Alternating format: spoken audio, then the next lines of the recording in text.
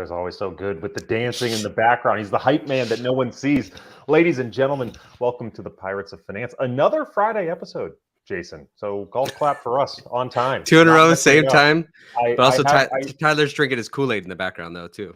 Oh, yeah, that's right. I am suspicious, by the way, that we're not going to hold this streak through the holidays. There's no way. Absolutely not.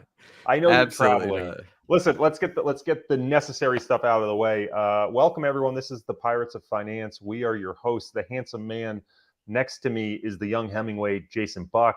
My name is Corey Hoffstein. We are the hosts of this magical mystery ride that you're about to go on. If you've never joined us before, this is the show ostensibly about finance, but we really just talk about whatever we want. Sometimes finance adjacent. Sometimes Jason will tell me about the history of soccer in Germany. Whatever tickles his fancy on the day, whatever path we take. Most of all, though, the thing you need to know is this is definitely not financial advice. If you are looking for financial advice, turn this off. You're not going to find it here. Go seek a professional who can actually help you and understand your circumstances. Don't listen to two random guys on the internet. Jason, I am absolutely jacked up for this episode. But know who I'm not as jacked up as? The Liver King. That's like what? Did I get you? You got me good with that one. I had no idea where you were going with that. That was really good. All right, so you've heard about this character, the Liver King, right? Of course. For those of you who haven't heard about the Liver King, and perhaps your lives are better than mine because you haven't heard about him, he is a fitness influencer who rose to prominence in the last year, I guess, last 12 months.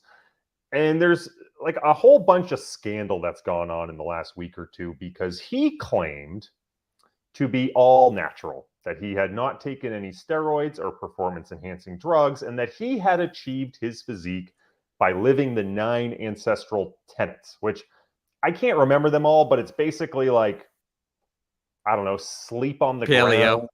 Ground, eat paleo, eat bull's testicles. Like it just, some of it got very weird. Some of it was like, actually, I don't disagree with this. This seems like just natural living. Some of it got pretty weird.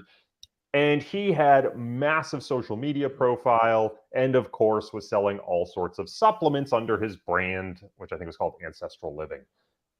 And was adamant. He went out of his way to say he was not on steroids. This was all achieved through natural, good-hearted living. And that if you, as a testosterone-starved young man, just applied the 9 tenets and bought his products, you too could look like an absolutely shredded Neanderthal. And needless to say, it was all a lie. And there's 2 things I want to bring up here. One, it is like incredibly disheartening to me how much of the population is unable to recognize when someone's on steroids. Like the fact it was even questionable to some people that this guy was natural means that they don't understand what is capable for the human physique without steroids. And we have, like, I actually think it's the same way we talk about harmful images for women growing up in all sorts of beauty magazines. It applies to men as well. And when we look at these superhero movies that have come out, they are all on steroids for the most part. And some sort of performance enhancing drug. The Rock, he is on steroids. I don't know why no one talks about this. That dude is juicing up daily. It's impossible to achieve that physique. Now, that doesn't take away from the fact he seems like a great guy and he works his ass off. Like, you can't just take steroids and muscles grow. You got to work out. But holy shit, people. Like, why are we falling for this? Well, are we falling for that? Like, I think you've heard me. I don't remember if you heard me before. I always joke with my girlfriend is like, I can't wait to get on TRT and steroids. I want to be an old man that's jacked with hot dog skin. And so, like, usually the hot dog skin's your first signifier, right? The red hot dog, like stretched skin over the 8-pack abs that Liver King had in his 50s or whatever. Like, come on, or late 40s, whatever he is. Like you said, it's just shocking. But then also, if we're talking about like superheroes and actors, would you not take all the roids if you were a superhero actor? They have to. That's the only way they can get in shape as fast as they can. And that doesn't mean all of them. Like, I think who's the guy who played Superman? I think he was natural for Superman. His physique was not so buff, but like Chris Hemsworth for Thor, absolutely. Like, I think you're biased towards Henry Cavill because that's who you want to be. No, I honestly, Henry Cavill, like his, not to say I've spent hours staring at him shirtless, right? Just starting to but yeah, that dude I think has an achievable physique for a large guy who spent time training. He's not actually particularly shredded in that movie compared to like a Thor like Hemsworth in the most recent movie is unnaturally shredded. And yes, the lighting helps. They get pumped before the cameras start rolling. They're on obscenely low body fat during shooting, but they're also on steroids. Like we just need to acknowledge this. But part of it is like, don't you think you can, like you said, I'm sure you've looked at it, like if you really work on like, what is it, like your shoulders and traps and try to get your like shoulder to waist ratio down on camera and the right lighting, that'll make you look better without necessarily doing the roids. There's all the tricks that can be done. But this is something that's like prevalent in the fitness industry in particular, where they're selling all these natural supplements and then they're using like PEDs to get all yoked up and pretending it's creatine. Like, listen, one of them that really annoys me is Nick Bare. Nick Bare is another fitness influencer who claims to be natural. Bring it, and Corey. And he has all. I'm sure this is how I get sued. To me, it allegedly, appears like it appears he has all of the symptoms of someone who was on PEDs, and then it looks like there was a transition point where he wanted to get off them. And you notice people who are on PEDs in the fitness industry that are influencers, they start wearing hats all the time. Well, that's because this stuff makes you go bald, right? So they all start balding prematurely. They start wearing hats. They're way too big. They can lift way too much weight. And it doesn't take away from the training. Like, they clearly have to train. It looked like he wanted to get off PEDs and decided to take up running very seriously and was able to use, I think, his transformation off of PEDs into this running habit that he built and created a huge amount of content for his company. Now, again, don't get me wrong. He's built a phenomenal bootstrapped business with his brother, Bare Nutrition. They've done incredibly well. They've grown for years and years and years. They've used social media to their advantage. I just get really fucking pissed off that they're selling this image that is unachievable naturally, and they're pretending that if you buy their supplements, you can achieve it. Right. So your biggest issue is like the people that are selling products and then they're admitting to it. Like, who cares if you use it and you use your products? Great. But just be honest about it. Is that kind of like what you're saying? Like, you know, you could at least. It's like a hedge fund manager using leverage, but pretending they're just picking stocks. Like, just tell me you're using leverage. That's okay. Yeah. Yeah. Just show me returns plus the leverage. It's all good. There's a couple of things though you said in there. Like, one example is Dave Asprey. Once Rogan found out that Dave Asprey was on PEDs, he caught him and was no longer having him on the podcast and everything like that, and was pissed off about it.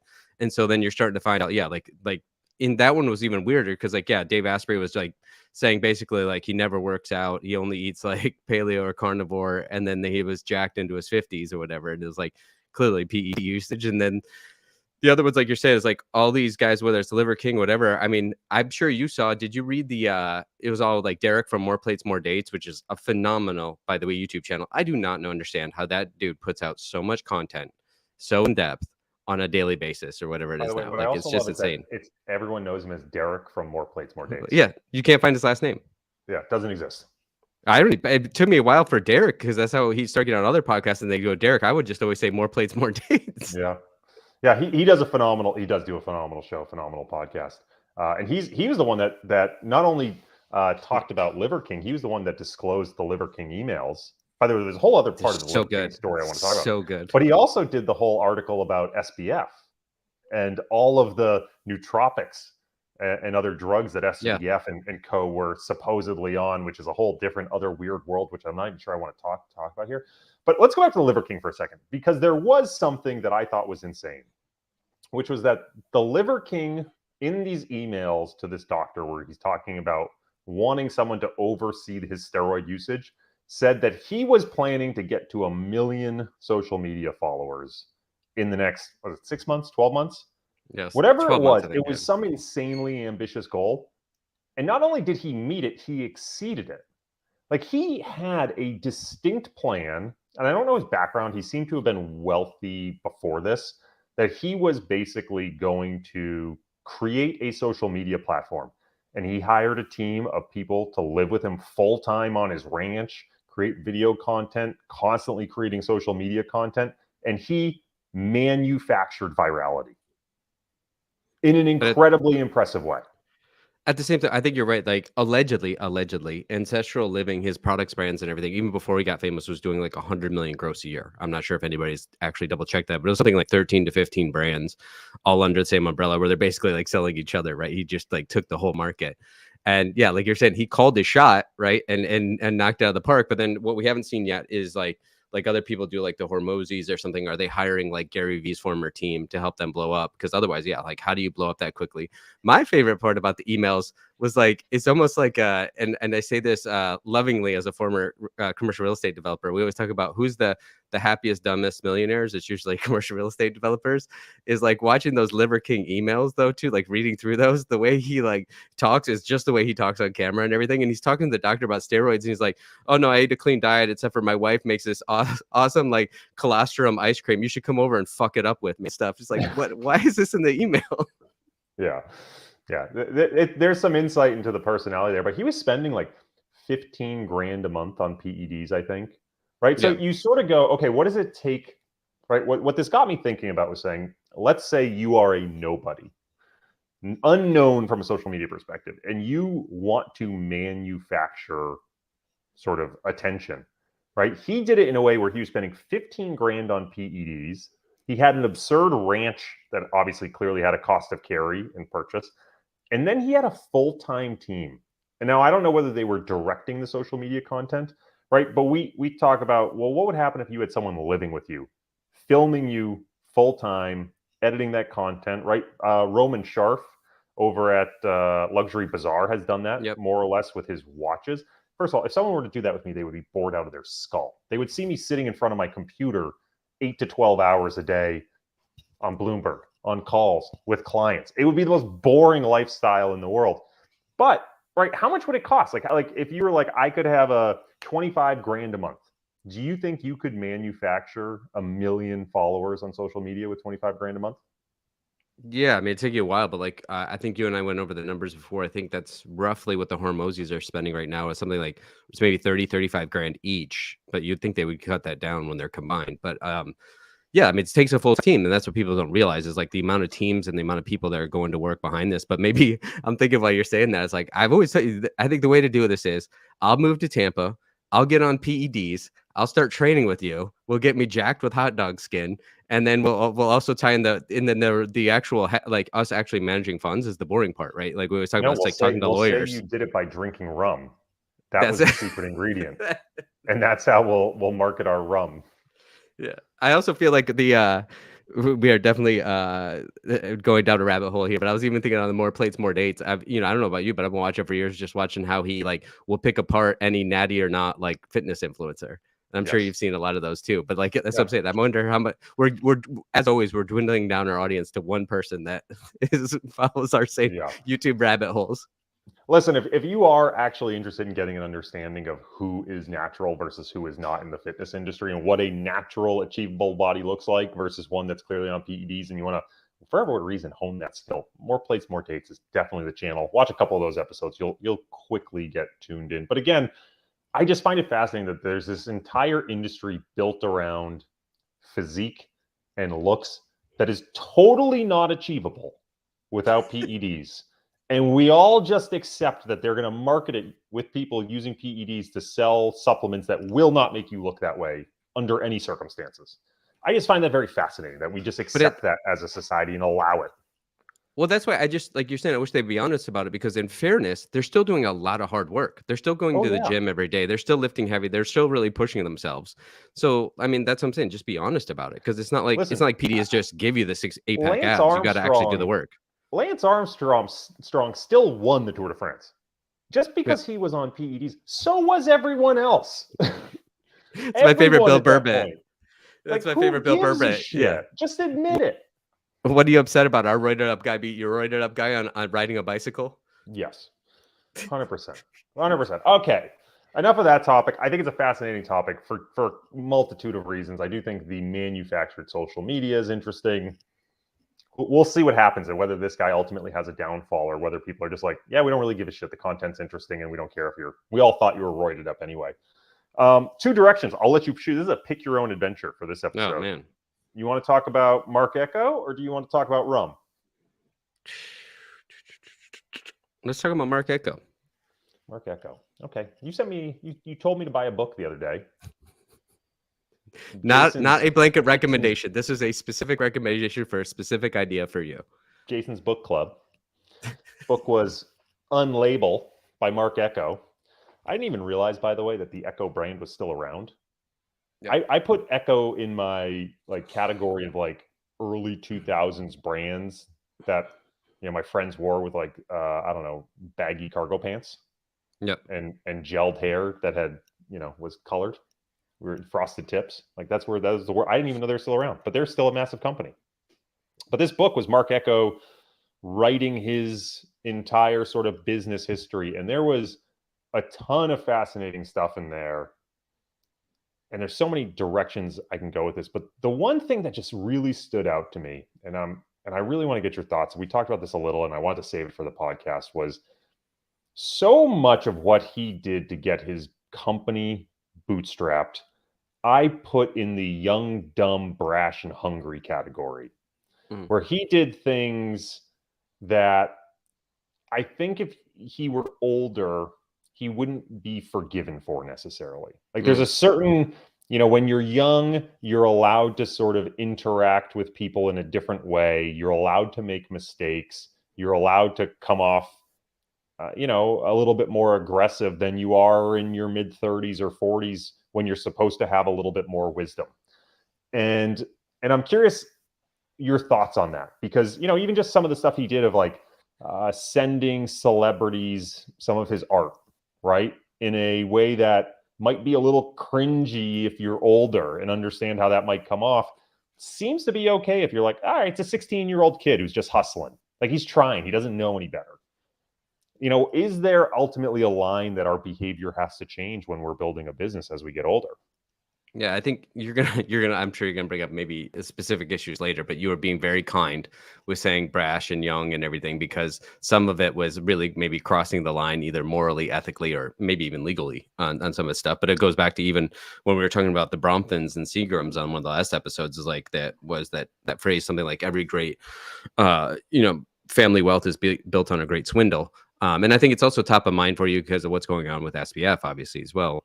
But I think what we were maybe starting to get at when we were texting, and you said, let's save it for the show, is there's somewhere in between, right? There's a lot of stuff that you do when you're young and dumb and don't know any better, that then as you get older, you cringe and you're like, that was never going to work. But at least you had the courage and the capacity and the tenacity to try. So that's one thing. But then when you started talking about specifically what he called swag bombs, when he would put together these packages for celebrities that he wanted to get to know or to wear his brand or just to get his foot in the door, that one we're starting to border on, I don't know, a part of what I worry about is as we get older is that then we think we're too cool for school, right? We're afraid of doing anything or taking any risk because we think we're older, we've earned it, and we're scared of hurting our reputation. So it almost goes to me, the analogy is when you're learning a language, people always goes, well, kids can learn the language better because they have neuroplasticity. No, it's not true at all. Adults have a better framework for being able to pick a language faster, but it's our fear of practicing that language. And so that's where our ability to quote unquote be an adult is holding us back. And so that's what I was starting to get at with you is I really wonder, there's a lot of things in life now that we get in our 30s, 40s, 50s, do you then not hustle anymore because you're afraid of looking stupid or dumb? And quite frankly, this whole show goes against that entire premise, right? We come on here and talk live. We say a lot of dumb, stupid things. Stupid and dumb every week. Every day, every week. But we know we have a blue ocean on that because our industry is so afraid of coming on here and saying something dumb and looking stupid every week. But that's just natural. That's who we are. We may understand things in a domain specific sense, but in a broad sense, we're just dumb and stupid and still young. And so I just try to not let my ego hold me back as I'm 44 now, is there's still things I could do that are hustled that aren't beneath me. That's the thing. That's what I'm afraid of is you start getting the things this is beneath me now. And it's is it, or are you just afraid to be on camera or hustle a little bit like you used to do when you're in your 20s? Yeah. So I don't want to frame it as being beneath me, right? Because it's not the hustle that I'm talking about. It reminded me a little bit, like talking about the swag bombs. It reminded me of an entrepreneur I met named John Ruhlin, who wrote a book called Giftology. His whole shtick was basically reciprocity is an amazingly powerful force. Not that you really want to exploit it, but if you are trying to get a big business deal done or get introduced to an important person or celebrity, laying a gift at their feet, one that's personalized and really speaks to them, can be a great way to make that initial contact. But you can't go into it expecting reciprocity, right? You can't say this is a tit for tat. You just want to give them something cool, and maybe it'll work out, maybe it won't. And it, again, in our industry, we can't give gifts, so it's like sort of a moot point. We can't do any of that stuff anyway. Another example would be actually showing you done your homework and you know who the person is, and maybe you read or watched some of their stuff. Because I mean, how many times did that happen to you? People clearly haven't, like, and then they're like reaching for a handout. It's like, you've done nowhere. I've answered this in 20 other places. If you had taken 5 minutes to search on Google, you could have gotten that answer, and you could have come with a much more interesting question. Yeah. So I think there is something to that. Like, I'm not saying he shouldn't have sent swag bombs to Spike Lee. I think that's a cool thing to do. It was certain cases where he was circumventing assistance, like explicitly going around the system. And sometimes you go, okay, that's cheeky.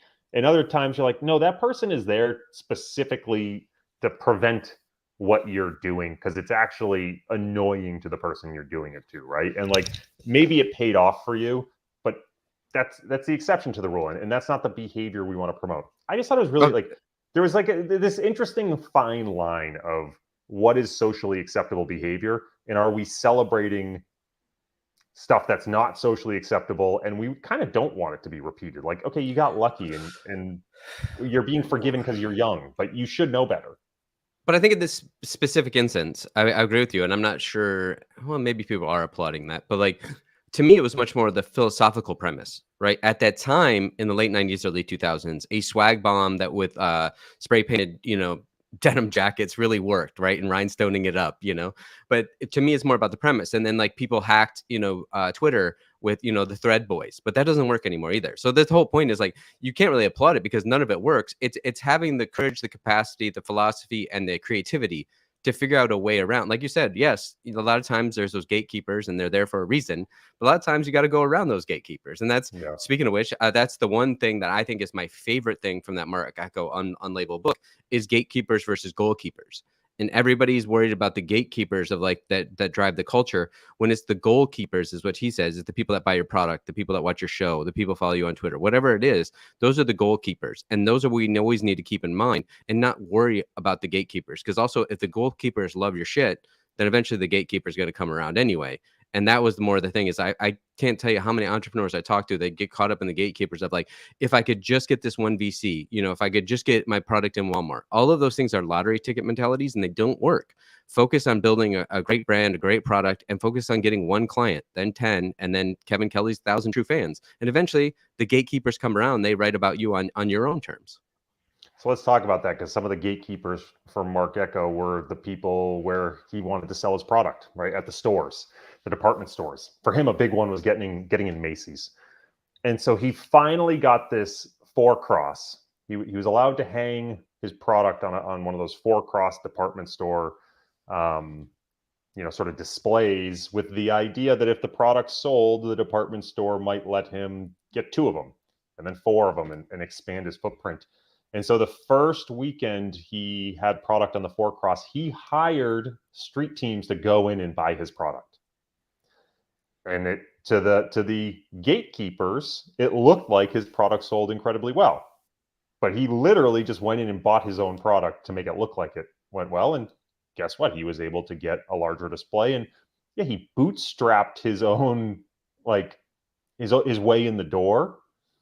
But it's like, I'm not sure I want to applaud that sort of, I don't know, nefarious action. Like, you are like, yes, the market ended up proving they did want Mark Ecko's stuff, and he ended up being wildly successful, and the brand was wildly successful. And maybe it would have succeeded regardless of that action, and that action is meaningless in the long run. But it seems to me it's like cheating to get the result. Do the ends justify the means when it comes to making your business survive?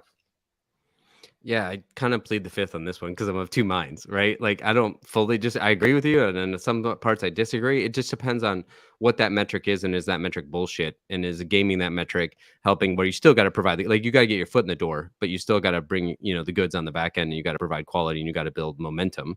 So I mean, that specific instance, that one's a little bit more definite gray area.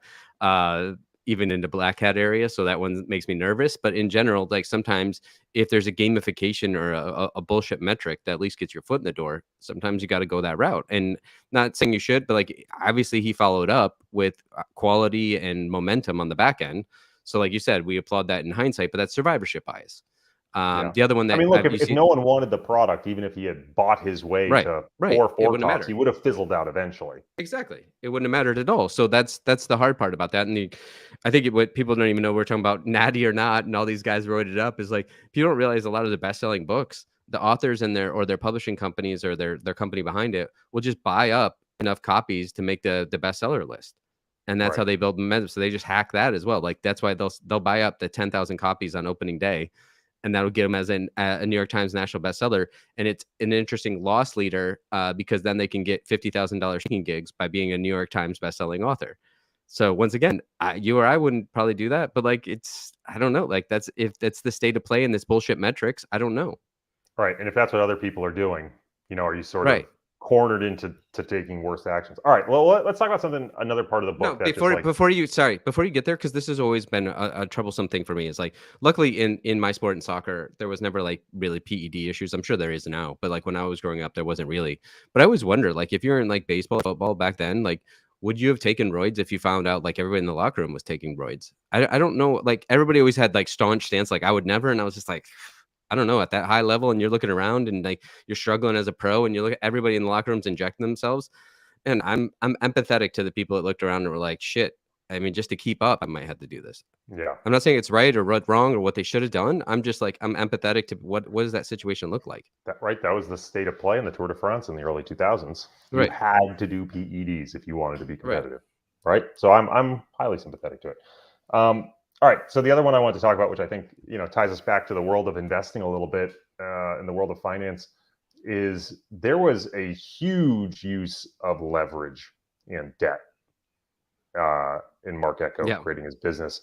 And it was interesting. He talked about having sort of three parts of the pyramid of his firm. There was swagger, there was bully, and there was governance. And his sister was the governance. And when she left, everything sort of went off the rails. But the thing that sort of like struck me about like the use of debt, right, and the use of leverage is you add that hustle, you add that swagger, and you apply a huge amount of leverage to it. 99% of people are not going to make it, right? But when you get that 1% of people that make it, is the answer then to say slap on a shitload of governance so this thing doesn't fall apart? Because from an ergodicity perspective, this thing's eventually going to bankrupt itself. Like, do you sort of like, I'm just thinking about a high level, not even from an allocator's perspective, but just sort of like thinking through this philosophically. Well, is the play actually to be young, dumb, and brash, apply a shit ton of leverage, roll the dice, and then if you make it, that's when you apply the governance? I feel like you've lifted out of the mucky muck. Yeah. I feel like everything keeps coming back to SBF, but that's not what we're referencing at all. We're not subtweeting about it. No, but like to your point though, I do think it's fascinating because like it is similar to PEDs, right? Using leverage as a trader or an entrepreneur, and leverage cuts both ways. But that's what I'm saying. If you're rising tide lifts all boats and lucky and you use leverage, like you said, you can build a massive moat around you and you can build enough cash as long as you switch and turn on the compliance side, right? Or the management side. So it's interesting. Actually, we talk about this in a lot of ways. Is like to build a massive amount of wealth takes an unbelievable amount of concentrated risk. And then we always talk about to keep it, you need to diversify. And a lot of times those are two completely different people.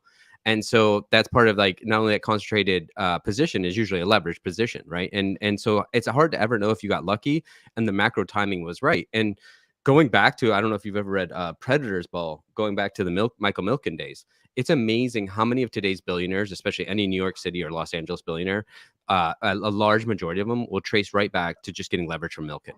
And it's amazing. Like the people that got leverage from him are all the billionaire big names that we all talk about today, that are all some of the most prudent capital allocators and the wise old men of this industry. They were built on massive leverage that they got from Milken, and they were boys with Milken. And there's a whole, like I said, read Predator's Ball, read something else. It's a really fascinating subject about, like you said. And so I go back to, I don't know, you and I may have not talked about this much privately, but like, we'd only have so many years on this planet, right? Let's just say, luckily, we maybe have 80. The idea to build massive wealth in this lifetime without using leverage during your peak earning years is almost an impossibility, especially given like markets these days and everything. So I'm sympathetic or empathetic, I never know how to use either one of those words properly, to the fact that, like, if you actually wanted to get wealthy in this lifetime, at an age where you're not in a wheelchair, it's going to be incredibly difficult, and you're probably going to have to use leverage. Yeah. Yeah, and I always feel like I don't use enough leverage in my business. What's funny is, like, I certainly utilize leverage in my investments, but the way I operate my business, I think I've underutilized leverage. In some years, that's probably saved my bacon. In other years, that's probably hurt my growth potential, right? And I don't know where walking that fine line is the same way as trying to walk it from applying leverage from an investment perspective. And right, you don't want to hit that knockout condition, because if you're not, like, getting knocked out from an investment, if it's only part of your money, is very different than getting knocked out of your entire business. It's hindsight bias, right?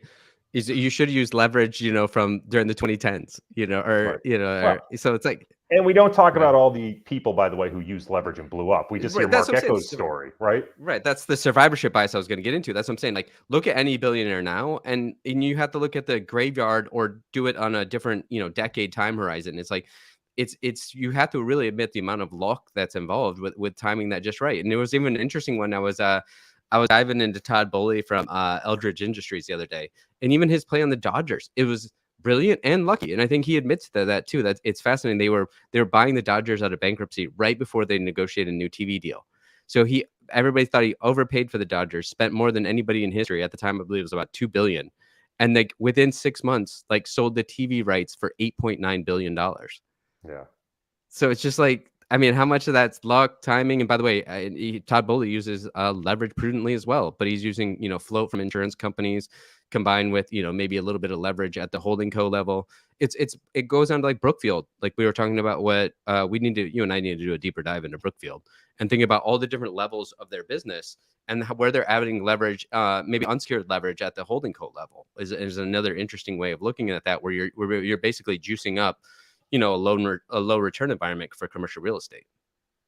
Well, last thing I want to talk about with this book was, and this is something this is going to make it sound like I'm talking about SBF again, but like one of the things I've said multiple times on this podcast is I'm a big advocate for controlling the narrative around your own personal brand. And so there was an example where Echo used to go to a lot of these trade shows in Vegas. And there was one year they didn't have the money to do this trade show. And they had gone from a company that like literally had a folding table with a bunch of shirts that they stole a whole bunch of pallets and hammered it together to create this display at their first trade show, to they had massive splashy booths at trade shows later on.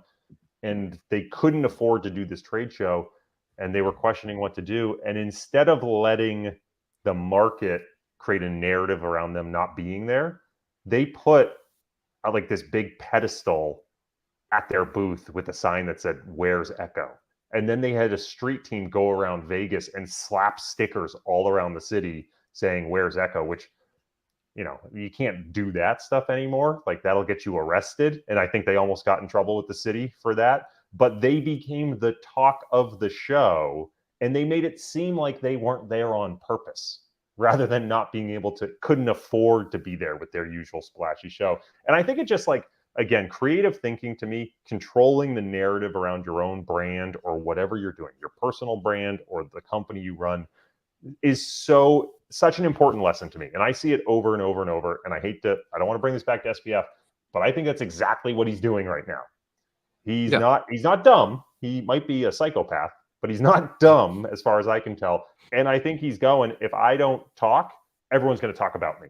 So I might as well try to fill up as much airspace as I can to tell my side of the story and, make that the narrative. Or sow some seeds of doubt. But in this instance with Echo and the the Las Vegas convention. Do you have a problem with that one? No, not at all.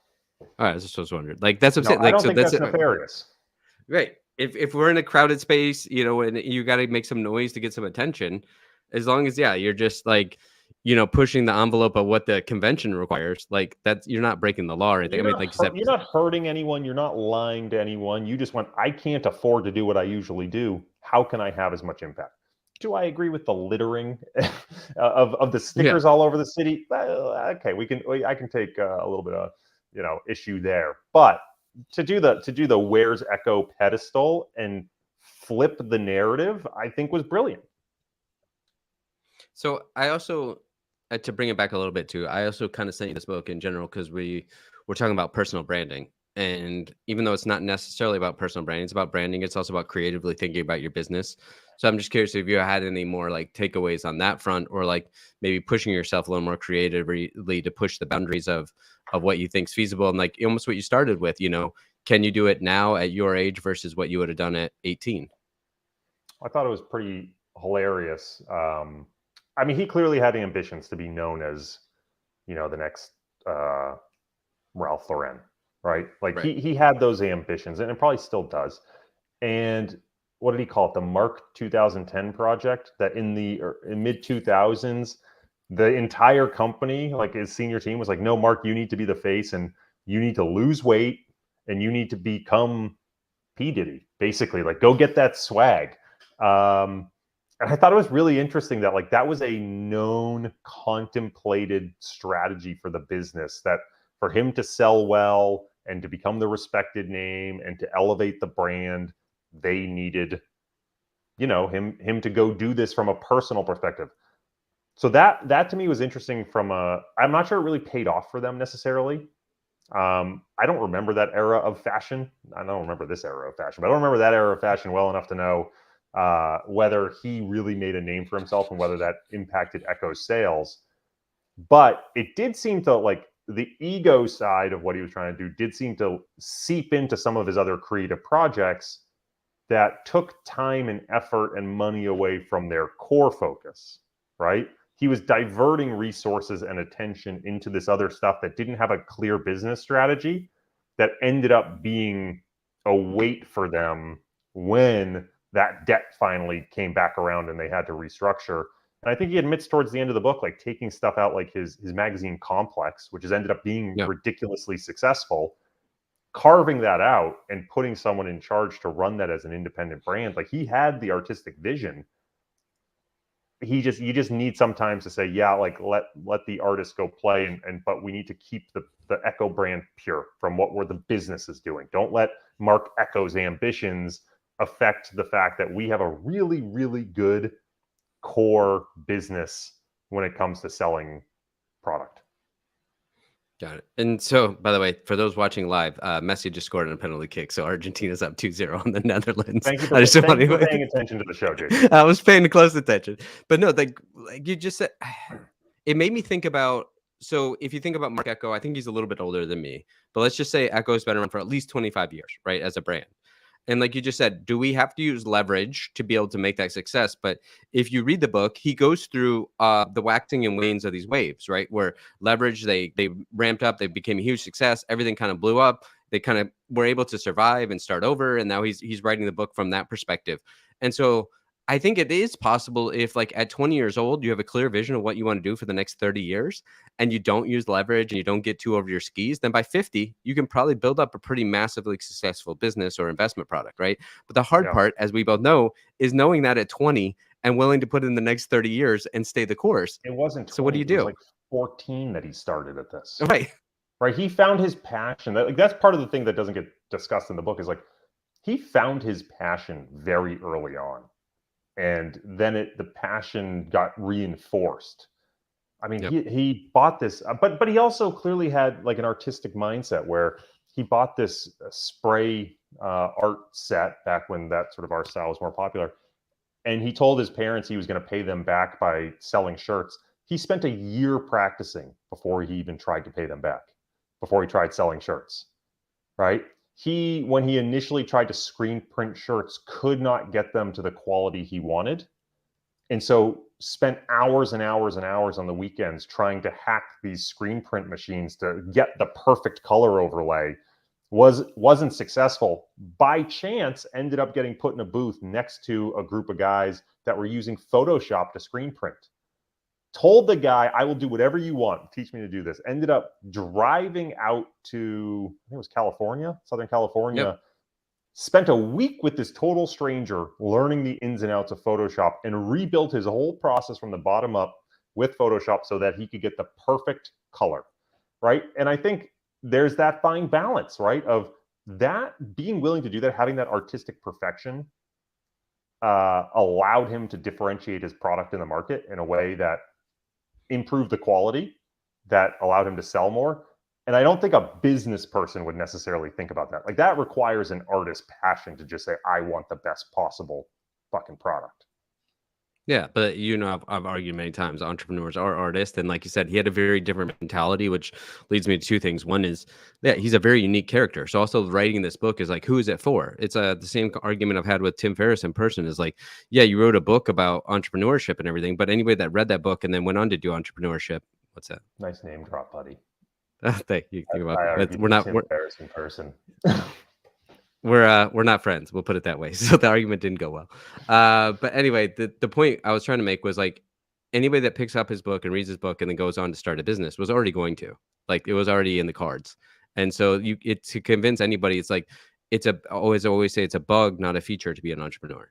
And so it's a very unique mindset. And then you combine it with Mark's creativity, which is another very unique mindset. It makes it exceedingly difficult. Like, who's the book actually for? In a sense, is there going to be very few people that even pick up or are interested or are inspired by those sorts of things. And then, like you're saying, the time frame. By the way, I don't want to throw anybody on the bus, because anyway, it's always amazing. But I was reading about in Philadelphia, they just sold a piece of the Sixers, and then the whole group that runs the Sixers and New Jersey Devils, whatever. And the guy that bought is Adelman. Sorry, blanking on his first name right now, but he's like a 51-year-old billionaire. And I was like, Mazel tov, man. That's amazing, right? Like, and then so I started reading the thing, and it was like, oh, he invested in his first apartment buildings with $2,000, as a teenager, right? And he's built it up to these campus apartments and all this stuff. And I was like, wow, like, that is truly shocking and really amazing. Like, can't wait to meet the guy, all that stuff, right? Then I dig deeper and deeper and deeper, and I find out, he was mentored by his uncle, like when he was a very young age, that was a real estate developer, right? And he put his bar mitzvah money with his the quote unquote uncle to go into the first building. And then he bought his first apartment building with the uncle and his mom when he was 17. And by the time he had been mentored by this uncle, and I keep quoting quotes, by the way, if this is audio, because it was a family friend that was an uncle. And then by 25, he let him take over his entire business as a CEO. And then he did an amazing job to grow, like, campus apartments, whatever it's called, into a nationwide company. I mean, he did really amazing, innovative things. But like you said, to know what you want to do at like 12, like, by 50, you could become a billionaire. If compounding is, whatever, the eighth wonder of the world, right? Time is a factor there. Discovering your passion in your 40s is a distinct disadvantage to someone discovering their passion in their 20s or teens. If you think time is of the essence. Let's talk about passion and entrepreneurship. Let's talk about artistry and building a brand, and pivot to rum here. Because we've talked about starting this rum brand on this podcast. You and I are exploring the concept. We talked about the rum tasting we did that we didn't think went particularly well. We didn't find the flavors we were looking for. Ironically, some of the feedback we got when we said, well, we want it to taste more like a certain brand, the feedback was, I pretty much sent you that brand, you numbskulls who don't know how to taste. So I think we might have had a little palate fatigue. But you and I had a conversation offline that I kind of want to replay here, because we kicked it so we could have it live. You were talking about potentially going to Amsterdam together to do a tasting. And one of the things I said was, look, we can take this rum brand a number of different directions. And as putting on my pure business hat, not my fun, Corey wants to own a rum company, putting on my pure business hat, the branding we use, in my opinion, will affect the flavor profile we choose. So a couple of ideas I threw out there, right, was, well, what if our brand was like rum is really the first American booze. Everyone thinks it's bourbon. It's really rum. Let's use that American imagery of buffaloes and Montana and like and sort of undermine bourbon and come at it from that direction. And that to me would be, we got to choose a flavor profile that's a lot more like Foursquare rum, that has a very bourbony, like booze forward, higher proof flavor. The other sort of branding idea was, let's potentially go with like a modern pirate type thing, right? Pirates of Finance, clearly thematic for us. That's more about like this, a little bit of an alternative lifestyle. Like you choose your own stuff. You like high quality things, but you're buying the stuff you like because you like it. You don't care about being flashy. You don't care about buying that high value of scotch that so everyone knows you're buying it. You're buying the thing for you, and you're living that independent lifestyle. But still with that like great aesthetic. You're not like choosing a lower quality. You're just of your own independent mind. Modern pirate type of theme. And to me, that would go more Diplomatico. Last one I threw out there was going like, or you could do something like Gosling's did, where they rode the wave on the back. And by the way, I think Tito's Vodka did this well as well. Rode the wave on the back of a particular drink.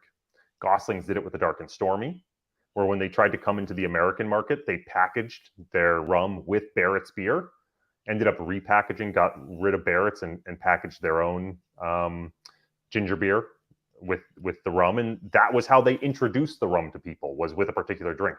I think Tito's really ran with the Moscow Mule craze that happened, Tito's Vodka, and they packaged with copper cups for a while. And I said, yeah, what about the daiquiri, right? People think of the modern daiquiri as like this frozen, syrupy strawberry drink, but the old school daiquiri, right, in Cuba that Hemingway loved was lime, simple syrup, and Bacardi rum.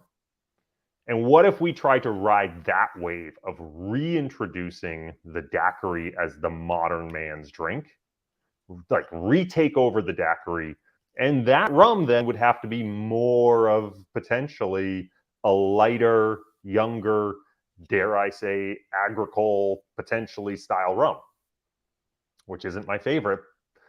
And so I know I'm rambling on here, but the point I made was, well, what if we did a market survey? What if we hired some social media people and created Instagram and TikTok accounts for these brands that don't exist, and saw which one really resonated with the market? And then that would tell us how to choose the flavor profile for the rum, because we've already proven the market demand is there. Like if I were approaching this from a purely objective standpoint and just trying to build a big business, that's how I would do it. On the other hand, I fucking hate the first and last brands concepts. So I would be really pulling for number two. Well, I just shat all over you on text when we were talking about this, because I was like, no, why would we ever do that? By the way, in the comments, Sean asked, are you going to Amsterdam to taste rum? And yes, it's interesting. Like, I think holdover from a bygone era where most of the rum is still like stored in Britain and Amsterdam. So if you want like older rums or some of the great blending houses, they're still in Amsterdam or Liverpool or everything. You would think it'd be more in the Caribbean, but I think it was more like the controlling and who bought in that trade. You could still, that's where you can find some of the best houses to aggregate, the different old small casks to the best blending services you can find. There's so many things in there you want to pack. One is like, if you went the route of the American brand, as you know, I love this story of like, we could use in Western Palm Beach County, over near the Everglades, you have this amazing muck, they call it, which is a nutrient-dense soil that they grow sugarcane in. And so we could even have American sugarcane and then do like a downtown distillery in West Palm Beach, which I talked about, which is a very, like you said, if you want to go that Americana brand that you don't like. But then the question is, which barrels do you use? By the way, most even Caribbean places use Jack Daniel's barrels. So like, but you could get it like, depending on the toast and the caramelization on the barrels, though, that's what you could bring out more of those bourbon or Scotch flavors, more like a Foursquare does. And then on the, obviously, pirate branding's great. I mean, who are you or I to say pirate branding's not great? That would be shooting ourselves in the foot. But what it comes down to is, this is an interesting concept that, you and I were texting a lot about, is like the idea of arbitrages versus brands, or what you want to do. So the way I always think about business nowadays, especially as we get older and everything, is like, I just want to do what I want to do. If other people like it, great.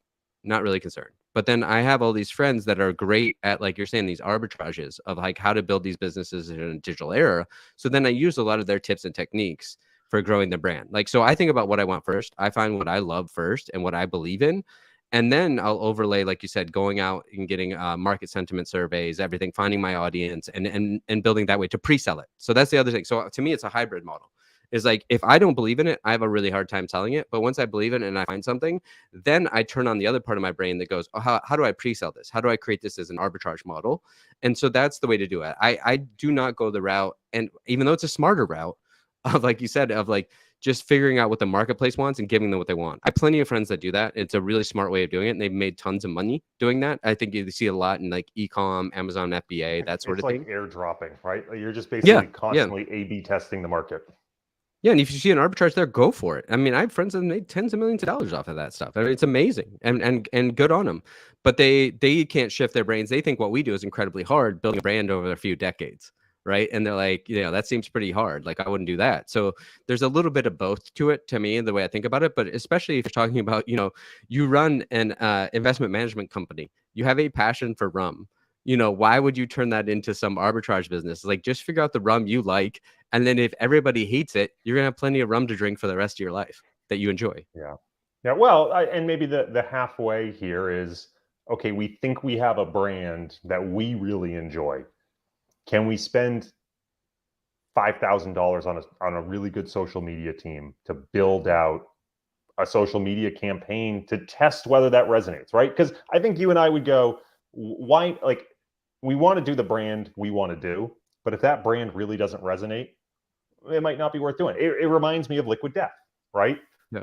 The guy who started Liquid Death clearly had a vision for the brand, but the first thing he did was he created fake Facebook pages and all that stuff for Liquid Death. And then people started asking, where can I buy this? Right? That's a lot cheaper as a beta test for a business, right? Figure out whether the brand resonates. So we might say, look, we're doing this pirate rum thing and this is the brand we want, and we test it out and we find it doesn't resonate for shit. Great. You and I might still do it. We just might do a hyper local small batch.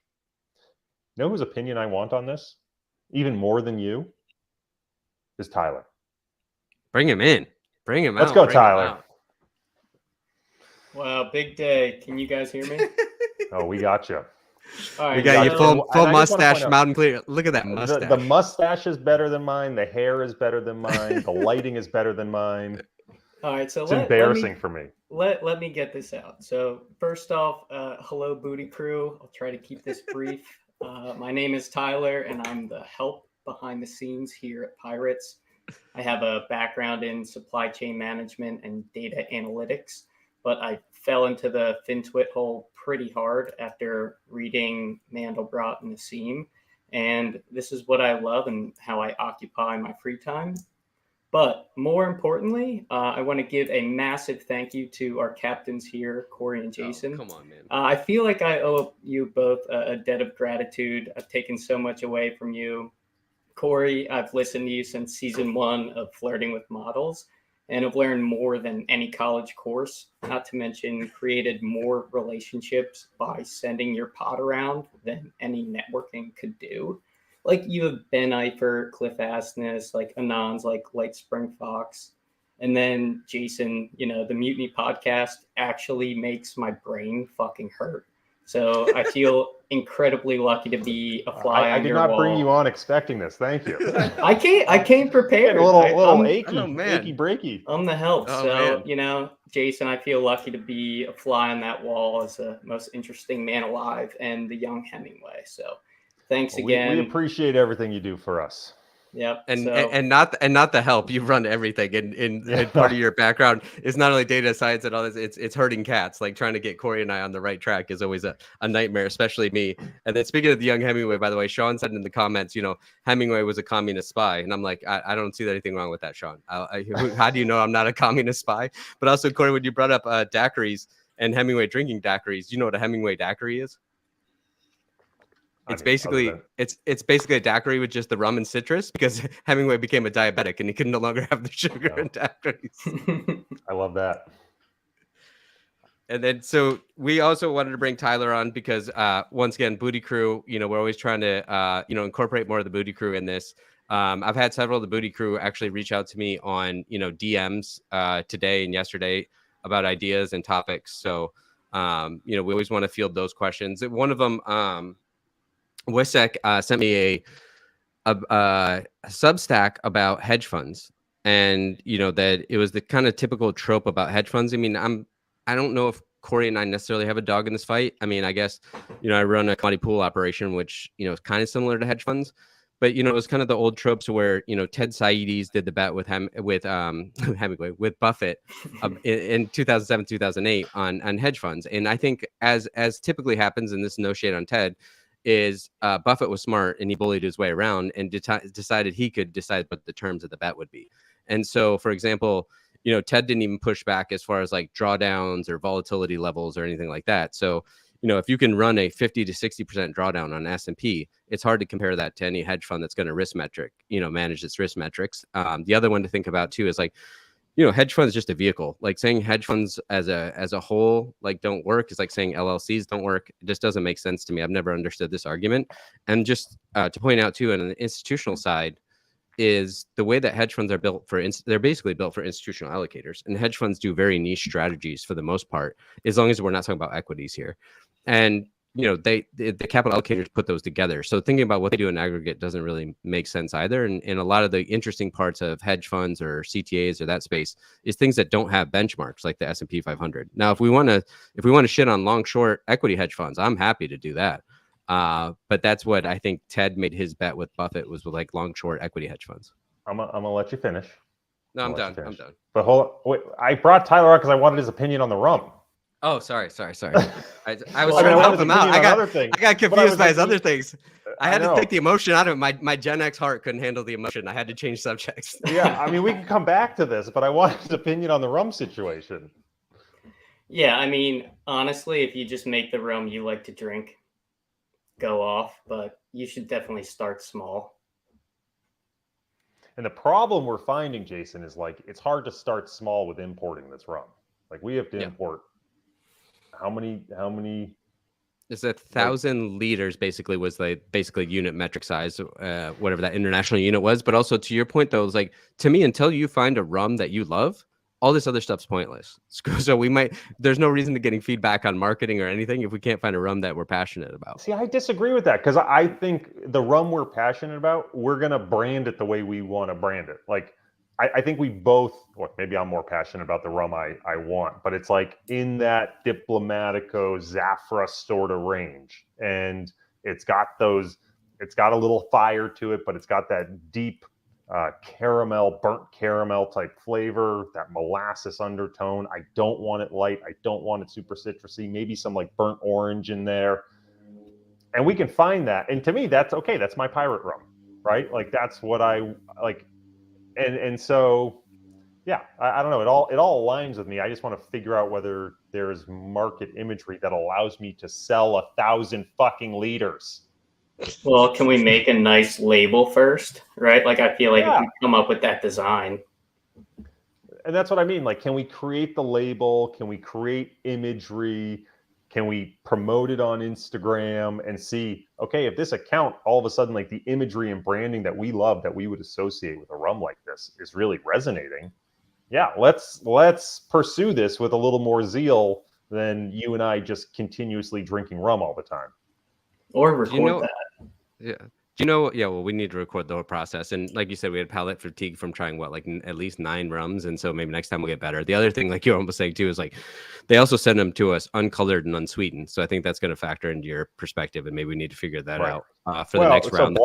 I think blind, actually, we have to do a blind taste test. Because I think, to your point, they're uncolored. And I don't think a lot of people realize like rums and other drinks are actually colored after they come out of the barrels to create certain colorations. But I was thinking to myself, like, this made me actually think of Welcome to Wrexham. Like, if we do decide to go down this Instagram path first and we hire these social media experts, like, we should record the whole thing, right? Like, Pirates of Finance should become the behind the scenes of us building this rum brand. But do you know about Google X's, is it Google X? I think that's their like moonshot division, right? What was it called? Something like that. It's a Google X, right? Anyway, the idea around training monkeys to stand on a pedestal and juggle flaming chainsaws. Do you know this one? No, this one's new to me. I think it was. I think Andy Duke was maybe talking about this on Econ Talk, if I remember correctly. But the idea is, can you train a monkey to juggle flaming chainsaws while standing on a pedestal? And so you have to break it down. Like everybody actually thinks, oh, I'll build the pedestal first. It's like, no, you need to figure out if you can train a monkey to juggle first. And so my point, to hear me out, I think there's very merit to what you're saying. But what I find a lot of times in business is everybody wants to go out and build their business cards and build their letterhead and build their website and have a great name brand and logo before they want to build pedestals before they figure out if they could juggle the monkeys first. This isn't building a pedestal. This is determining if there's market appetite for a brand, whether a brand is going to resonate. I agree the rum is equally, if not more important. The quality of the rum has to be there. We're not going to sell a shitty rum just because the brand is good. But my point is, if we can't figure out how to sell it, we're just going to end up with a lot of rum. And it's going to be very expensive, right? So you're saying we should go to Amsterdam and test rum. I agree. I think what we should do is figure out if the brand resonates. That is the sign that, yes, we think we can sell this. Now let's hire a film crew to follow us to Amsterdam as we go taste this. And it becomes part of the larger documentary we build, which, by the way, what we'll do is we'll create a Patreon to bootstrap this whole thing. And people who pay for the Patreon get the behind the scenes as the documentary is being built. What about the steroids? Well, I will exactly. do steroids. That's what I was going to say. You never put the money for PEDs in there. Steroids. Yeah, I need some steroids to make sure that I don't lose strength. But part of it, by the way, I didn't text you about this later. It's fortunate or unfortunate news is it doesn't help us to go taste in Amsterdam. What I found out is the blends have to like settle and everything. So there's not really a tasting blending room where we could save time by going to Amsterdam. Because I thought it would just save time with all these shipments back and forth. So I killed that. Okay, well then even better. We'll save some money and hire a film crew in Miami and you and I can taste it in Miami. Sounds like a plan. And by the way, Tyler maybe knows or doesn't know. He's coming to Miami for us to taste those drums as well. I did not know. That's interesting. Well, if the Booty Crew has strong feelings on this, let us know in the comments. The other thing I will say is, look, we're just two guys, now three guys chopping it up on a Friday. We hope you've enjoyed the content. We really appreciate you spending the time. All we would ask is you hit that like, subscribe, or if you're listening to this on Spotify or iTunes later, go give us a review. It's how we share the word. It's how we find more people to join us in the Booty Crew. So we appreciate you taking the time. We appreciate you helping us out. And until next time, hopefully we'll be back on our usual Friday rotation. And more Tyler, more cowbell. Yeah, more cowbell. All right, Tyler, take us out.